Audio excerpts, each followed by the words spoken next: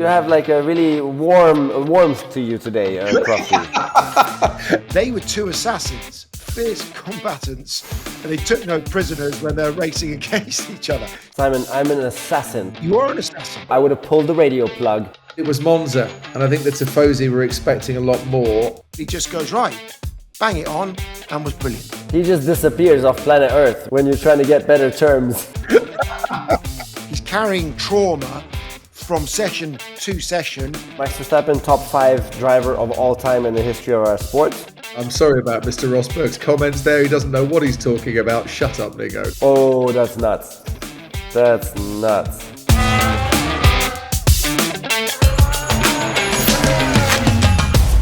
Welcome one and all to the post-Monza podcast, or the latest inquiry, whatever you want to call it, sponsored by Audi, which saw Max Verstappen this weekend reignited, reinvigorated with a rocket up the backside of his Red Bull. And he showed the Tifosi, didn't he, and everybody else watching, that when he has the car underneath him, he is absolutely peerless. A tacit reminder, as if we needed reminding, of the Dutchman's brilliance and his first win, would you believe it, in 3 months. But the headlines, once again, dominated by the Papaya-coloured cars and the Papaya rules for what they perceive as fair racing. If you're Oscar Piastri, you might have left the Royal Park in Monza with a nagging feeling that, yes, you played the team game, but you could have had a 37, not a 31-point lead. I'm delighted to say I'm joined by the inimitable David Croft and the 2016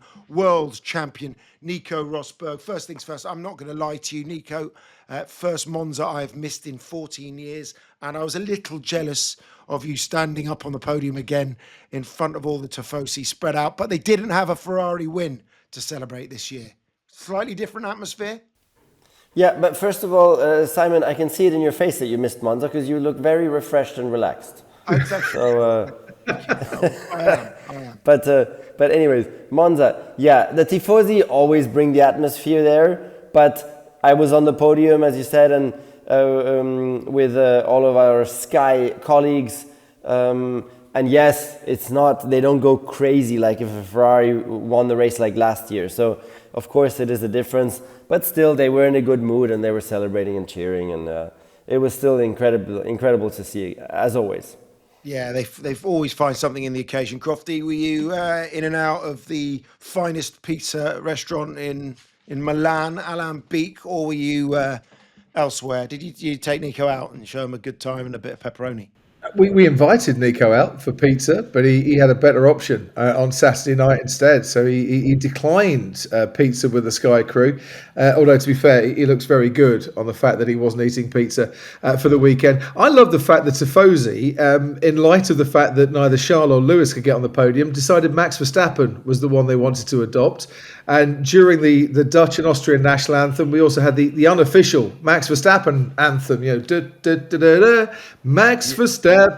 I could definitely hear that over the Dutch and the Austrian tunes. Yeah, well, I mean, should we get straight into it? I mean, by the way, on the podcast today, we're going to discuss McLaren. We're obviously going to discuss everything that happened, including Max Verstappen and that brilliant display. Lots of good questions you sent in for Nico and Crofty too. And there's a giveaway a little bit later. Ooh. There is a giveaway on today's podcast, the first ever giveaway. So, for those that didn't watch, I mean, the real drama, whilst Max was away and gone, was McLaren deciding to pit Oscar before Lando. It shouldn't have led to the undercut, but it did because of the slow stop that cost Norris 3.9 seconds and meant that the Australian jumped him. Nico, if there was a championship on the line, and this was Abu Dhabi, then what? Super hard question. But let's go back to Danford. Yeah. Okay. Also, the team, didn't treat Lando fairly there because his car broke down, and they didn't ask Oscar to stop the car as well, just to keep things fair. So then you go to the next race, and then you go to Monza. And what if the mechanic that was putting that tire onto Lando's car is actually Oscar Piastri's lead mechanic and best friend? It's all these things you have to consider, and So there's no right or wrong. A lot of people will not like it. A lot of people will think it makes sense. I was happy they did that because I am, with my hat that I have on, is I want a super exciting Formula One championship until the very end. So I was happy that in that case, Lando had the opportunity to get the deserved points since he personally did a better job than Oscar in the Monza weekend. So I thought it was good that they did that, but it's impossible. There's no right or wrong. It looked fair from the outside, of course, because it's not fair to Lando. He did everything amazingly, and then the team messes up his pit stop. But it's a hard one because if you're Oscar, it will drive you nuts because it's never been done before, and until then, I think internally, pit stop speed is part of racing. Yeah, if one guy's pit stop is a second slower and that results in the win, that's always going to be part of racing historically. That's always how it's been. So of course in Oscar's view, you would not like it very much, but he wasn't given a choice. Once the team calls him out, he's obliged to let him pass. He can't then go against his entire team because that will look horrible and cause a disaster for him. I'm going to come back onto what you might or might not have done in 2016 in a moment. But let me give you the result of a poll that we've been running, by the way. Yes, we run polls and we run them across all of our channels. So on YouTube, this was a question. Was it fair for McLaren to ask Oscar to let Lando pass after the slow pit stop? YouTube, 41% yes, 59% no. On X, 32.7% yes, 67.3% no. And Instagram, 40-60, well, 41 yes, 59% no. So most people are in Oscar's favour. It's just racing. Do you think, therefore, was some of that decision, and we don't know what Papaya rules say. We don't know if this is the grey areas of what's been written down, what's been agreed upon, or whatever. But do you think that the decision might have been led, as Nico was alluding to, a little bit out of guilt from last week and what happened to Lando, Crofty? I think McLaren had a predetermined agreement between themselves and the drivers going into the race. And it seems to me that they were determined to stick to that agreement. During the race, Lando was contacted on the radio to say, look, we're going to pit Oscar. We think we need to pit Oscar first. Are you happy with that? And he was. He was told there was no threat of the undercut, so his mind was put at ease. If McLaren were then not to swap the positions around, that to me would lead to a feeling of mistrust, I think, from Lando towards his team, because they would have gone against what they'd already told him by that stage.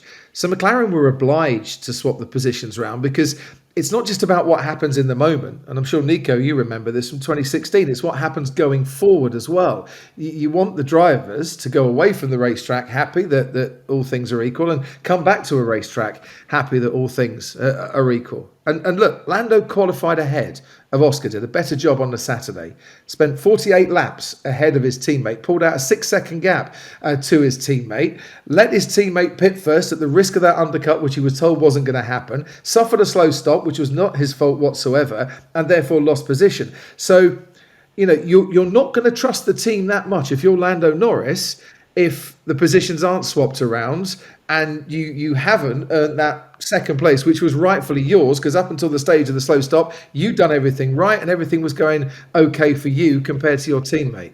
So that my feeling at the time was it was fair, and Oscar said his part on the radio, made his points, and then complied with the team as well. And I didn't see either driver leaving Monza looking unhappy with the situation. And that's what McLaren have got to guard against. They want both drivers to be feeling that when the chips are down, the team are there for them as best as they possibly can be. And I don't see that either driver is going to feel any different.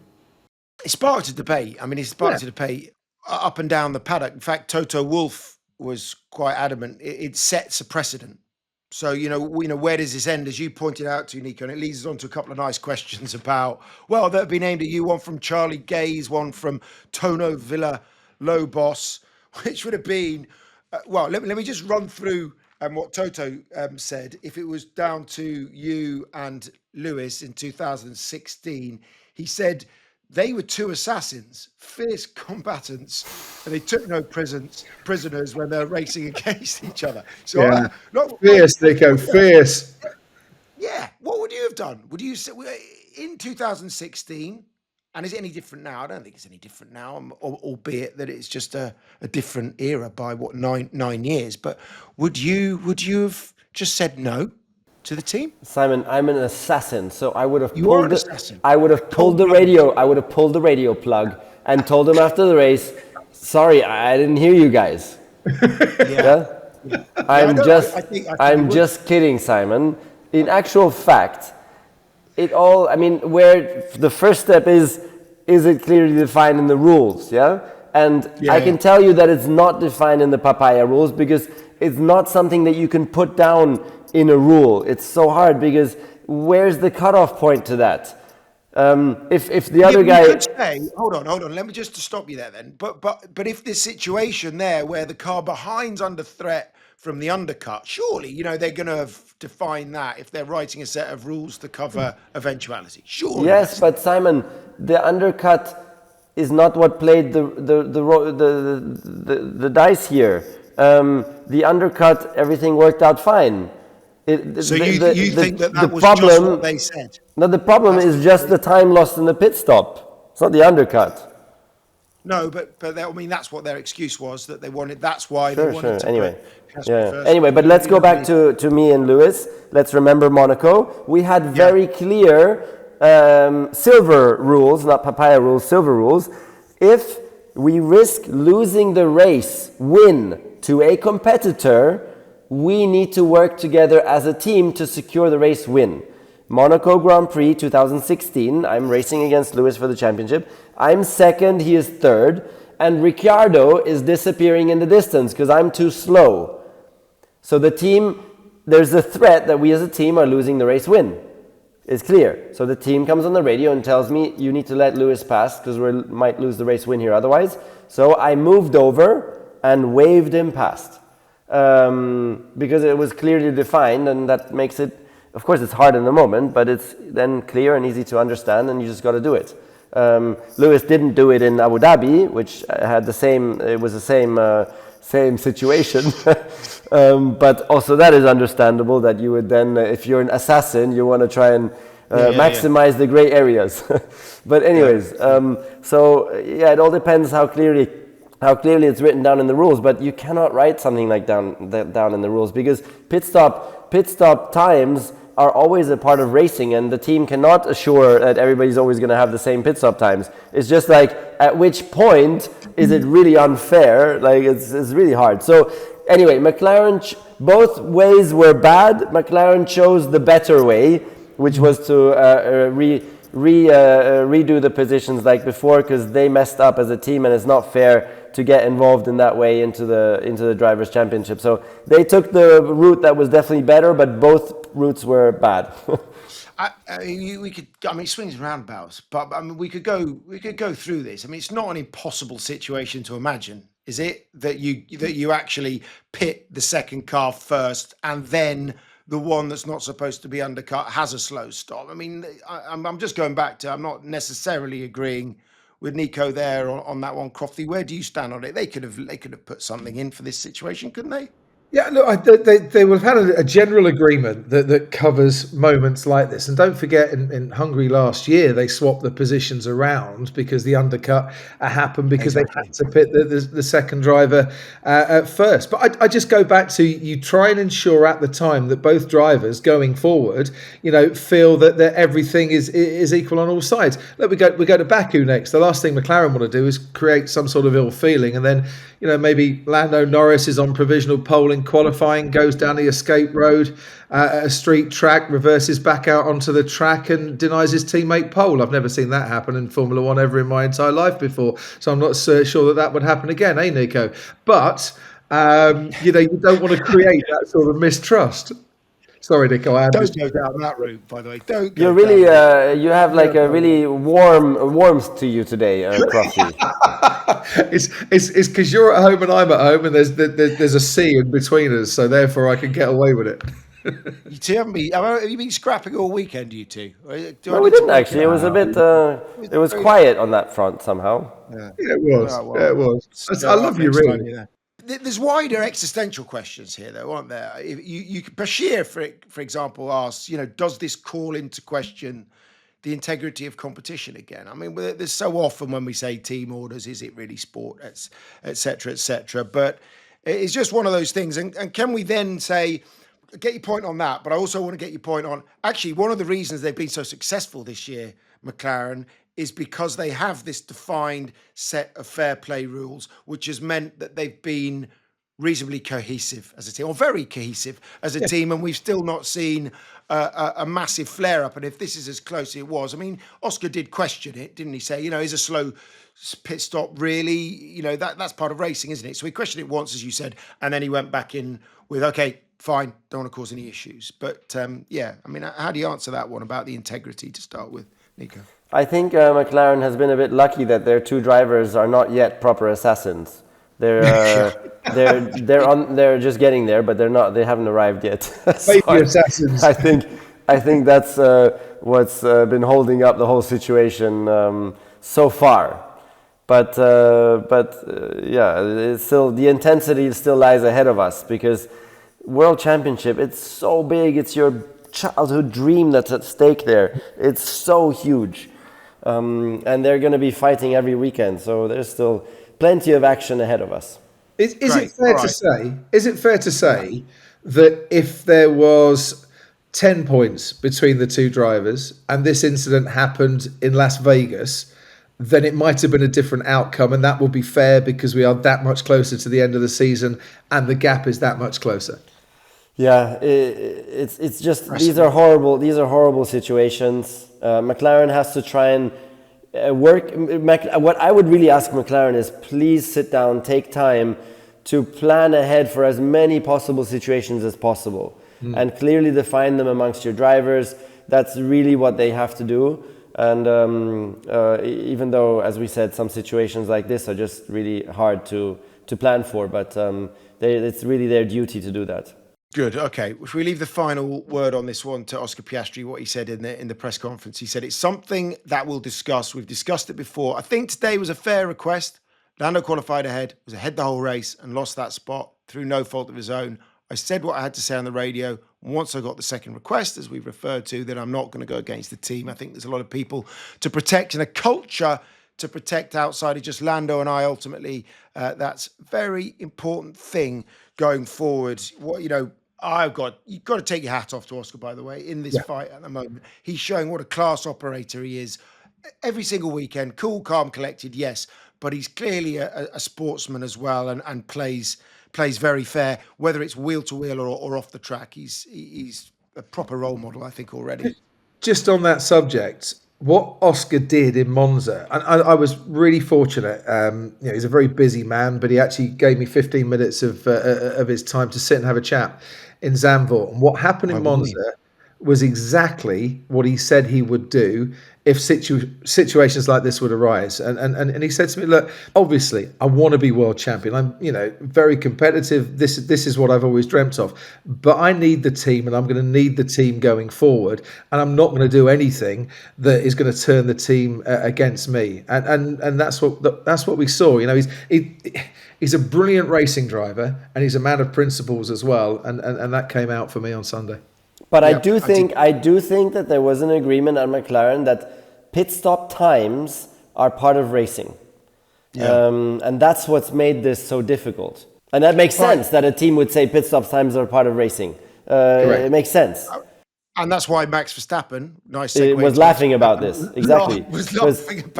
Because every team will have pit stop times as part of racing, because it's impossible to police that. I mean, no pit stop is ever going to be the same. So are you just all day going to be running after, that teammate, his stop was 5/10 slower. That caused him in the end of the race to get over 10. You cannot. So that's why the team will have defined pit stop time as part of racing, just like every other team. And that's what made the situation so difficult. Thanks for all your questions in on that one, because obviously hot topic. Max Verstappen is the other hot topic, Nico. Let's come to you on this one. I mean, as I mentioned at the top, as if we needed reminding of his brilliance, I thought it was case in point this weekend. You think about last year at Monza, all the balance issues they had, the lack of the straight line speed. And then again, he just works his way in with a skinny rear wing, but not the skinniest rear wing in F1, in FP1, FP2, and at FP3. Then flips it, doesn't he, to this really skinny wing, which is more difficult to drive. It means he's slower in the corners, but he just goes right, bang it on, and was brilliant. I mean, 20 seconds ahead of the rest. What did you learn that you didn't know already about Max Verstappen this weekend? So Max Verstappen, top 5 driver of all time in the history of our sport. And he keeps on showing that, which is amazing. And my list is Hamilton, Verstappen, Senna, Fangio, and that's it, right? Schumacher. Yes. So that's the list. It starts to get a pretty easy list, where most people will agree with that, I think. And his car wasn't the best car this weekend. I'm pretty sure of that. What I learned about Max Verstappen is that he's also now becoming, or has been, I don't know, so smart on that he actually does such fundamental setup decisions. That's also a new facet which I hadn't seen so often yet, and that's impressive, because that's probably one of the key ingredients to the win this weekend, was his determination to push through his view on the setup, which was, we need to take more wing off. And rear wing, the simulation tells you where the optimum wing is. So the simulation, and all engineers follow simulation. So the whole engineers will see the simulation saying, no, Max, you need to run more wing than that. And Max is like, no, I want less wing than that.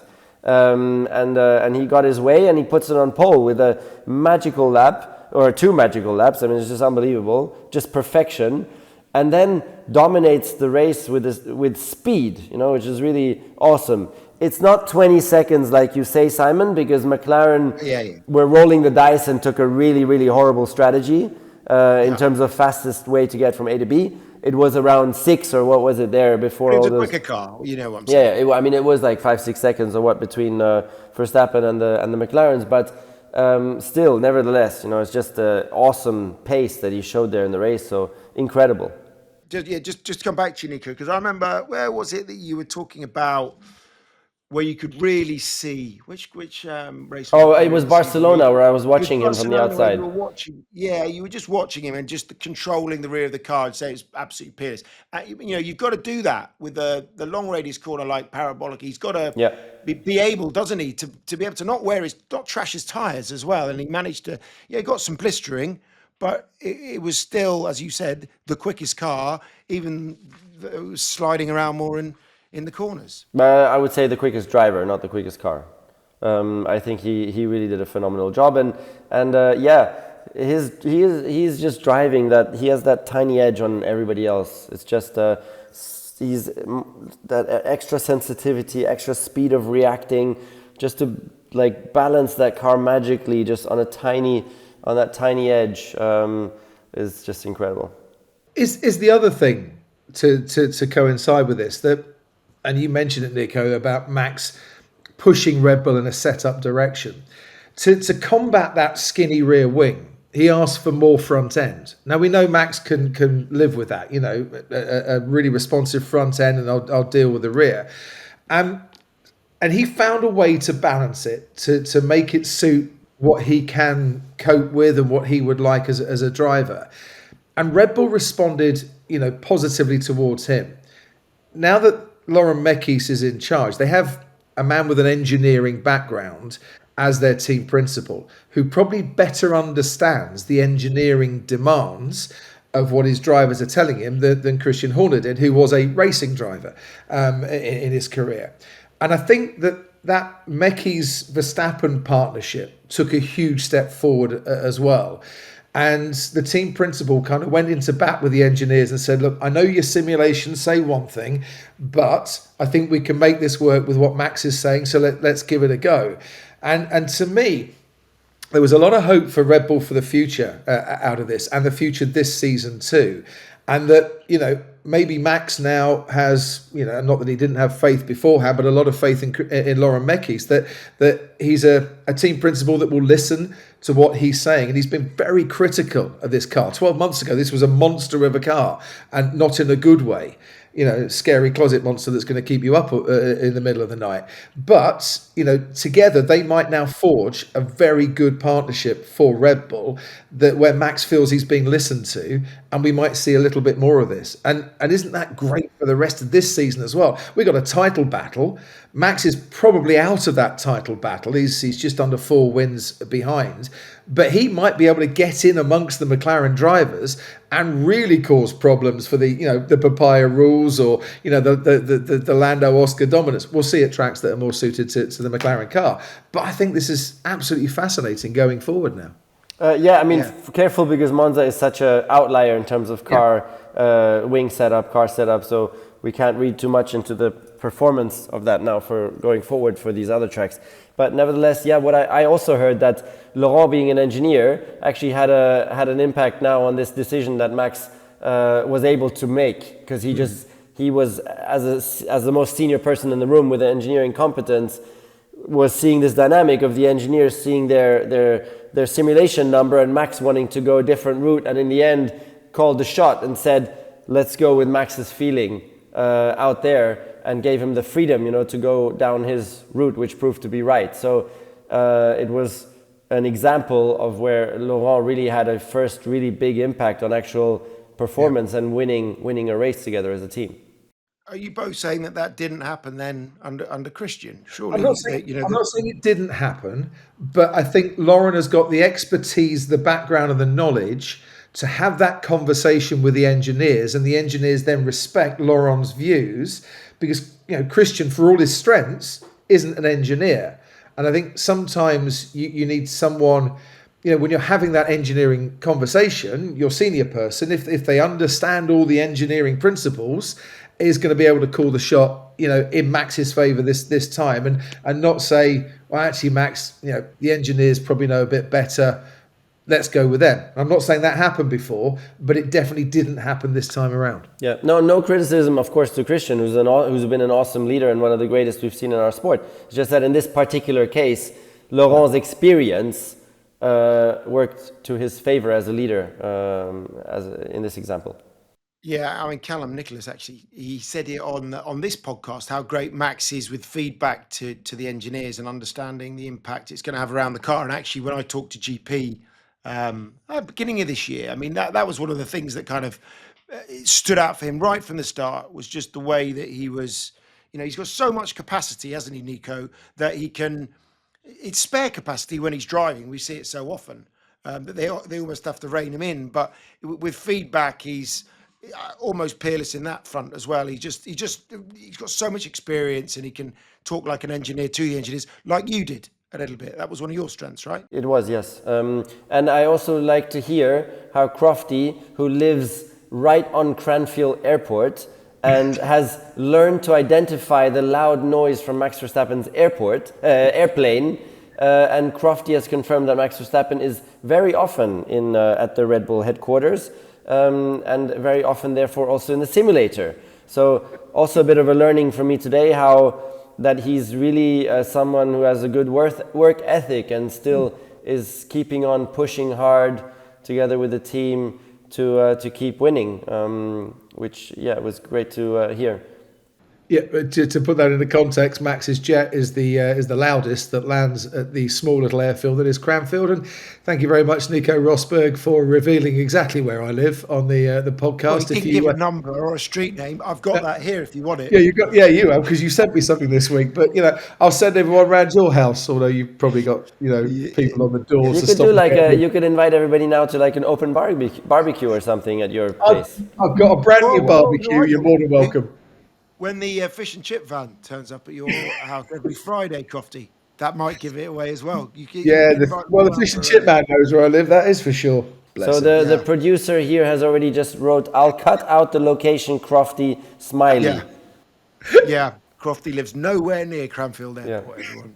Can we just pick up on one lovely story as well? that you might have picked up on if you are a follower of all motorsport and look at the websites and the press around it. But Max, and we heard about it the weekend as well, driving the Nordschleife this weekend. He's going to the Nürburgring to compete in the endurance series, the GT car. But he's got to get his German permit for the Nordschleife from the German Motorsport Federation, with which he has to pass an exam on Friday. That will afford him a Category B permit, so he could drive in the Porsche Cayman in his GT4 CS. If he gets 2 results, he gets his A permit, unless the panel decides in one race he's good enough, in which case he'll then get to drive the Ferrari 296 GT3 on the second day, but not under his alias as Franz Hermann. He has to do as Max Verstappen to get the permit.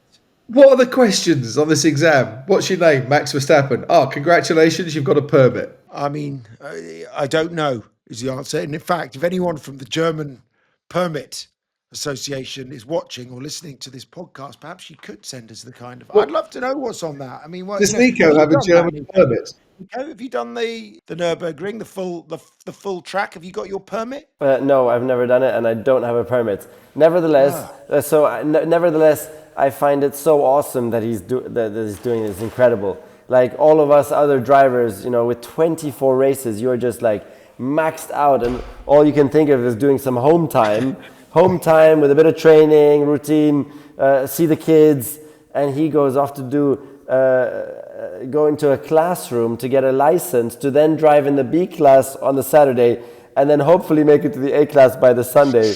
Unbelievable. That's so cool. Like the whole world will be watching this. Huh? Like even I'll be tuning in on Sunday to see how he's going. Because I think, there's been so much talk about his lap record from 5 months ago.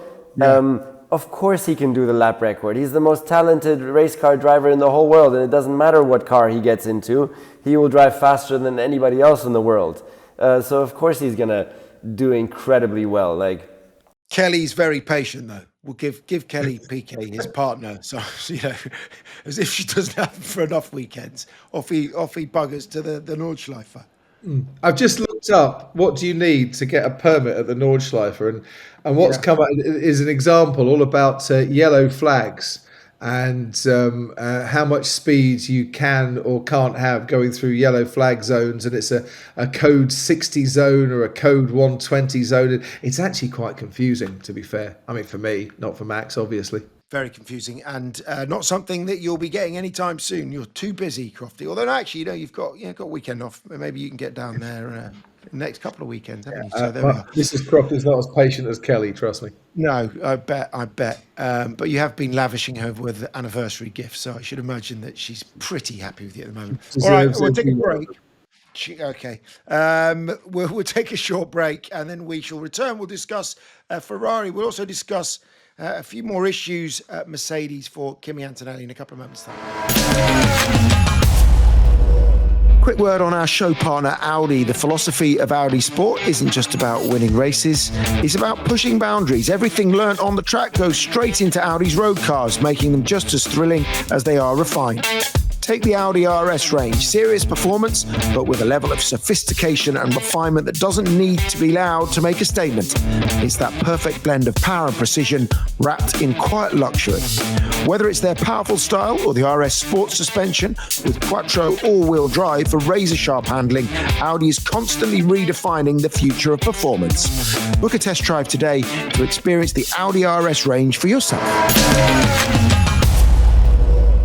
Welcome back to the F1 show, sponsored as ever by Audi. Nico Rosberg and David Croft are still with me, hanging on in there. But there's a lot to talk about this weekend. And one of those, again, just the same old story, really, for Kimi Antonelli and for Mercedes. Another off in practice, Nico. FP2 into the gravel, lost valuable time, wheel spin off the line, down from 6th to 10th. And then your boss, Toto, first real time he's come out. Yes, he still believes in him. He says all that and he's given it, but said underwhelming, really, from the start to the finish. Knowing Toto as you do, what does that mean? When he gives you a rocket or a public admonishment like that. What did it mean to you, and what do you think he's trying to achieve with it? Yeah, it's a surprising one, because at the moment the only choice you really have is just give Kimi the most time possible in the most calm way possible, and that means also not criticizing him publicly. And so this change of tone from Toto for the first time ever, usually there's a reason behind it. Toto is very calculated in his comments. Perhaps he's wanting to put some pressure on Kimi and his family to try a different approach, modify their approach, review their approach. Not sure there. But the fact of the matter is that Kimi is a generational talent. We all know that, but it's more difficult to him than we all thought so far, and it's a bit strange that it's still so difficult. Like if you look at the statistics in racing, it's 19-0 to George, and in qualifying it's 17-2 to George. Yeah. That's and if you put in mistakes, it will be like 15-1 probably. So it's a bit I don't know. It's a really hard one and a unfortunate one, because we all want him to go well. He can go well. We know that. It's I don't know. Yeah, but the clock starts to tick at some point also, and tough one. I mean, that's what Jacques Villeneuve was pointing out. He was quite harsh, actually, in his assessment and pulled no punches when we were talking about it in Zandvoort. But Crofty, on top of that, of course, he had all his promotional events cancelled at the weekend in Monza. He's also got black and white flag, repeated track limit violations, and a 5-second penalty for erratic driving when he was going wheel to wheel with Alex Albon, which dropped him from 8th to a 9th place finish. So it was just a litany of errors again over a weekend. And as Toto was saying, he's carrying trauma from session to session, and it's not giving him any respite. Yeah, and he had a bad start in the race and never really recovered to get into a rhythm, I didn't think, after that. I remember talking to Kimi at the start of the year, and he said that the crash at Parabolica in FP1 last year was still very much preying on his mind. We're talking in Bahrain, and he's still kind of struggling a bit with that. And I wonder if maybe because of his age or the person that Kimi is, he does dwell on the negative a bit more than other drivers and some of his other peers would. And if that's the case, maybe what he actually needs is a bit of an arm around his shoulder and a confidence boost from the team that says, you're definitely our driver for next year, don't worry. Yeah, we this is a rookie year. We believe in you. And I agree with Nico. I think he is an exceptional talent. And we're going to publicly state that now, because he still, officially hasn't got a contract for next year. What are Mercedes waiting for? What's their option? The reserve driver's off to Cadillac. So who would they get in if it wasn't Kimi Antonelli? And I don't think they want to bring anyone else in to replace Kimi Antonelli. So just give him some public backing and see if that makes a difference. And the fact that he's got that drive for next year helps him just to kind of get rid of some of the negativity that some of his recent performances might be kind of building up. And that's just a bit of a suggestion. But I just think he needs a bit of help. He needs a bit of a reason to smile at the moment. Well, I said that a couple of weeks or months ago even. Give him the contract, because you need to give him as whatever you can at the moment just to help him with his confidence. So give him the contract. Anyways, in F1, you know that worst case you can still get out of that then during the winter. But you obviously don't have to say that now. But I would also consider that. But it's a tough one. My goodness, I don't. But yes, Crofty, what you're saying is he is kind of a personality like Lando, or like myself, if I may add myself to this. Yeah. More vulnerable, more sensitive, more dwelling on the negativities, scared of not being good enough, scared of not doing well enough. And he's doing the same little unfortunate thing that Lando does, that even when like Lando dwells, also communicates so much around his mistakes and things. Like now we had him on the Sky microphone after qualifying, and by all means the qualifying was fantastic. He was only 400ths from George Russell, so great qualifying. Could have just focused on, hey, that was good, yeah, I'm really happy, actually I felt better for the first time in qualifying, really happy to be right there with George. But instead he spent most of the time speaking about, yeah, that mistake in FP2, it's still hanging in there for me now, and I need to try and find a way to avoid that. And that's something where someone needs to tell him that as well, because it's something you can actually quite easily adapt. You just hey, Kimi, something that could help you also, just focus on the good things from now on going forward. Don't talk about anything that happened in the past that's negative when talking to media, because it has an impact, and it's a wave that you're pushing on all the time. So just go positive now. It's something, you know what, I might actually write him, why not? I don't have his number, but I'll write him somehow, because that's an easy advice. Yeah. You did it to Lando. Never got back to you, did he?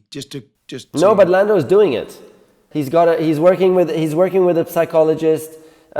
He's eliminated all of social media, as he said. He's not looking at that anymore. So he's actually implemented a lot of these things. I'm not saying he read my message or whatever, but he's making a lot of progress, which is great to see.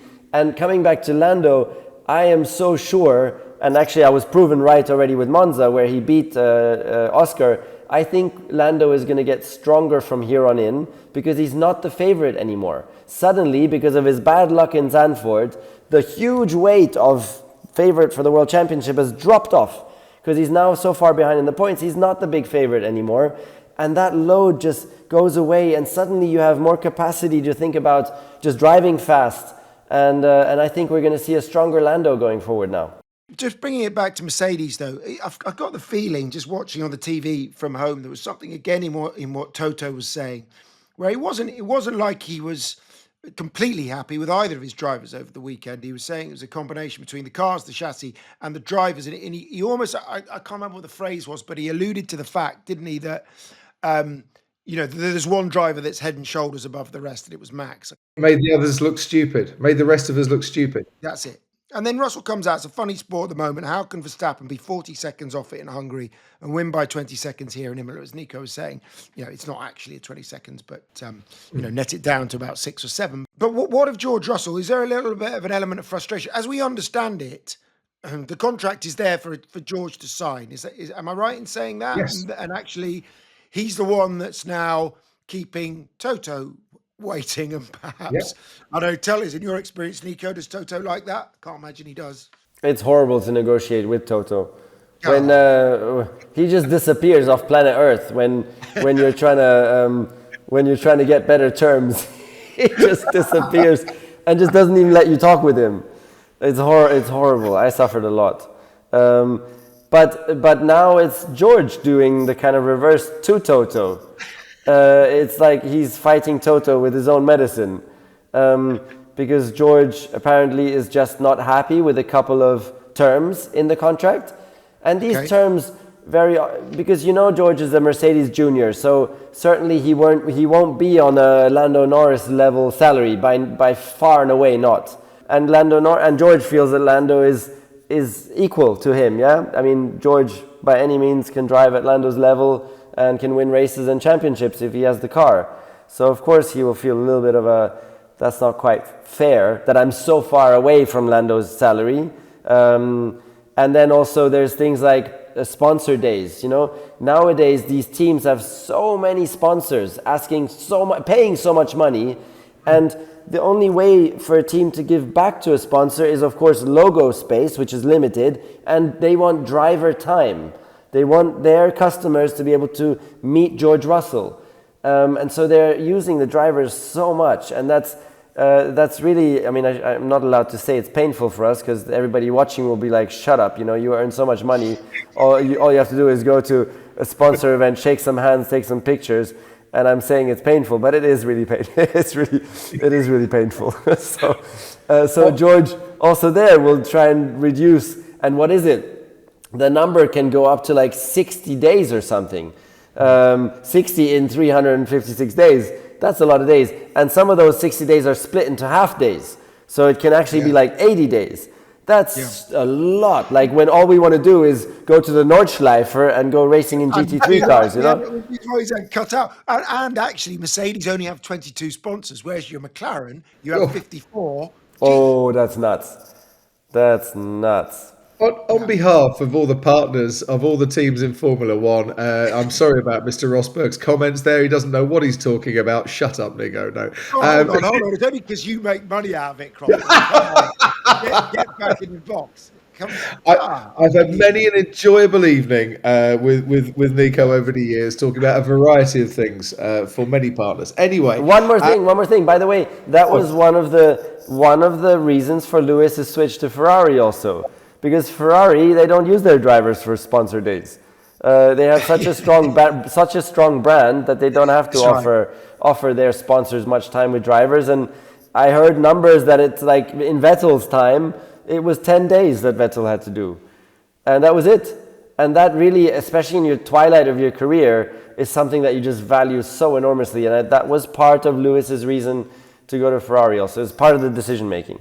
Part of George's thinking is also, I am a different driver, I'm a stronger driver and better driver than I was the last time I signed a contract, and I'm leading this team, especially now Lewis has left, and I deserve recompense for that. But look, Nico, you understand driver contracts. If you were advising George, would you say, if I were you, I'd stick in a Max Verstappen clause into that contract as well, if you can, that if Max joins the team, I have the right to go and join another team if I so wish. I don't know if that's necessary now. That's a difficult one. I don't know. I think he has much other challenges in wanting to get his salary higher and his days lower, and what could other things be in there? Probably, George will be working on the bonuses, not on his base salary, because that's a bit more painful. But he will say, Toto, come on. If we're winning together and I'm on such a low salary, just at least give me higher bonuses or something like that. I think those would be the kind of points where George is just hanging out, because George has a lot of power, obviously, and he can take it all the way to. Well, then I just stay home for a year. And also, he said he'll drive against anyone. He said he's happy to go. Well, I spoke to him. He's happy to go toe to toe with Max. And if he's a man of his word, and I think no reason to doubt that he's not, then. That'd be great. As we said, couldn't wait to see that. Quick word on our show partner, Audi. The philosophy of Audi Sport isn't just about winning races. It's about pushing boundaries. Everything learnt on the track goes straight into Audi's road cars, making them just as thrilling as they are refined. Take the Audi RS range, serious performance, but with a level of sophistication and refinement that doesn't need to be loud to make a statement. It's that perfect blend of power and precision wrapped in quiet luxury. Whether it's their powerful style or the RS sports suspension with Quattro all-wheel drive for razor-sharp handling, Audi is constantly redefining the future of performance. Book a test drive today to experience the Audi RS range for yourself. Can we move it on to Ferrari, if we could, and that weekend? 4th for Charles Leclerc, 6th for Hamilton. Fred Vasseur said Lewis is back. Is he? I mean, he said he's an alien driving style. What did you think of the weekend as a whole? Lewis had a really good race, a really strong race. In qualifying, he took the 5-place penalty going into the race, and it was going to be tough. I don't understand why. I do understand Ferrari said that we wanted to protect the overall grid spots of the team rather than just prioritising Charles.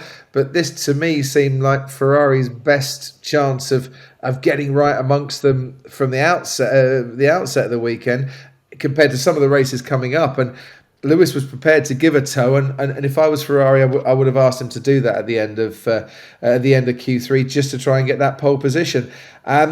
Charles battled with Oscar early on, but then fell away, and they were just kind of where they were. It wasn't a wretched weekend, it wasn't a brilliant weekend, but it was Monza, and I think the Tifosi were expecting a lot more, and certainly going into that race, I think we were kind of predicting that Ferrari will be a stronger team on the track than we saw. What will be the take home at Maranello after a weekend like that, Nico? I mean, yes, there's a reset next year and everyone's aiming towards that. Do they just take it, right, doesn't matter, park it, let's go to 2026? Or will there's always, I presume, and for your experience of talking to Ferrari drivers, inquests if there's no podium at the home race in Monza? Yeah. First of all, yeah, I mean, as I agree that it was nice to see Lewis having a really solid weekend, feeling comfortable in the car, being quick at times, showing flashes of his brilliance. I think that was an important weekend for him. But at the same time, it's testament to how bad it was before. That just by him being close to Charles, we're all like saying, "Oh, this is a great weekend," because so many mistakes before and troubles with pace also. So, but anyways, good to see him have a good one, and let's hope he can carry it forward. That would be important for him. But Ferrari will be under pressure because they are always measured a lot by their home race, and it was a poor home race with no pace and no chance to win and no chance for a podium. So they'll be under a lot of pressure. I even heard that Ferrari may even be thinking like to open a department in the UK, because one of the issues they have obviously is that they struggle with talent acquisition, and the center of the world for motorsport talent is the UK. And like someone like Adrian Newey, who was in contract negotiations with Ferrari, eventually didn't go because he just didn't really want to leave his family behind in the UK. So that's why he chose Aston Martin. And many top engineering talent have the same challenge. So they're really, it's just, they're struggling to get all the top talent that they need to become a world championship winning team again. And can you believe it? It's 18 years since they won a drivers' championship. The last worst period was 1979 until 2000, which was Jody Scheckter to Michael Schumacher, 21 years, and they're almost nearing that again. So it's been a massively rough patch again for them. Let's tidy up a few final stories from the weekend. Let's start with Williams. They were expecting a good Monza, weren't they?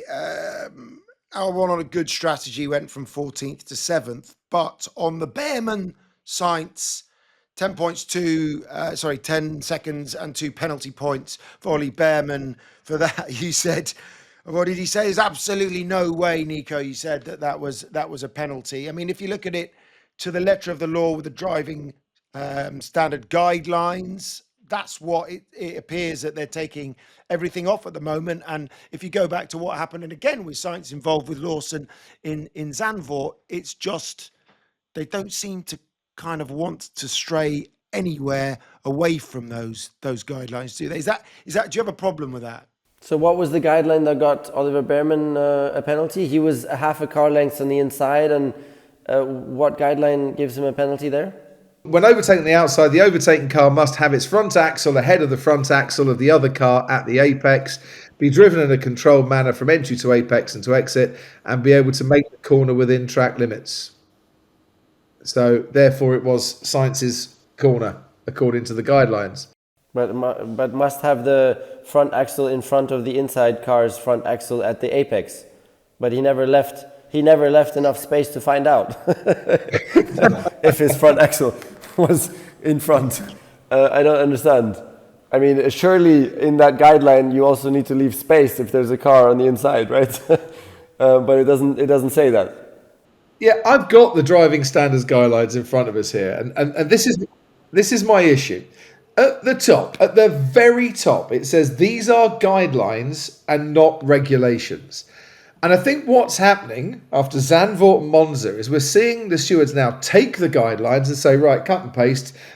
This is exactly how it needs to be viewed. Right, yeah, it's a penalty for Ollie Bearman. I don't think Ollie Bearman deserved a penalty for that. It looked like a clumsy racing incident that honestly, I've gone back and listened to my commentary, and I do not sound surprised in any way, shape or form that we had the incident that we had, because I could see it coming a mile off, because neither were going to yield on this one, and it just looked like a racing incident. Now, yeah, Ollie Bearman's now got 2 points away from a race ban. Kevin Magnussen's probably getting twitchy, thinking I'll get another race in Formula One, to replace the guy who replaced me last year. But A bit of common sense needs to be applied, surely, on this. I don't think it was a penalty. It was a clumsy racing incident. Yeah, well, I think it was a penalty, but for Sainz. Because there's no reason why, if there's half a car on the inside of you and you're fighting for position, you need to leave space at the apex. Like, how can you just run him off the road to the inside and then cause a collision? That makes no sense. So for me, it was a penalty for Sainz. Well, he got 4 more races, Ollie Bearman, until some of his penalty points drop off. But 10 points on his license now. So he finds himself actually in a similar situation that Kevin Magnussen found himself in, and then, of course, took the ban. Finish with a couple of rookies, shall we? Oh, can we just raise the Lando Norris versus Oscar Piastri battle from last year on lap 1? You know how Oscar went round the outside on lap 1 in exactly the same spot, and it was exactly the same half a car length. Lando was in there, and Oscar left space, and they went through together. And Oscar came out ahead. And that was fair, clean racing. If Oscar would have drove into Lando on the inside, Oscar should have had a penalty. It's the same with Sainz here. Yeah, Stuart said Sainz had his front axle ahead of the front axle of Bearman at the apex, thereby earning the right to the racing line. Bearman defended his position on the inside instead of giving up the position, caused the collision. Yeah. I mean, we could argue all day over it, but there's no one size fits all, isn't it? And that's the issue here. Again, much like when you're getting into writing Papaya rules, for example, and wondering, what the right thing to do is there. You can't write a rule for every possible situation. But as I mentioned, with regards to these last two rookies to discuss, I mean, Bortoleto, he started 7th, finished 8th. I mean, he kind of eased into this season. Q3 5 times. Nico Hülkenberg, brilliant qualifier, not gone to Q3 yet. Hülkenberg's called him a machine. He sim races with Max Verstappen and is good friends with him. He's managed by Fernando Alonso. Now, quite the mentoring system. If you think that Crofty was mentored by Murray Walker and his local butcher, look where that left him. He's the man he is today. But what about Bortoleto and the way that he's been mentored by those two? It seems like it's rubbing off. I couldn't think of 2 better ones. Could you, Nico? No, great stuff.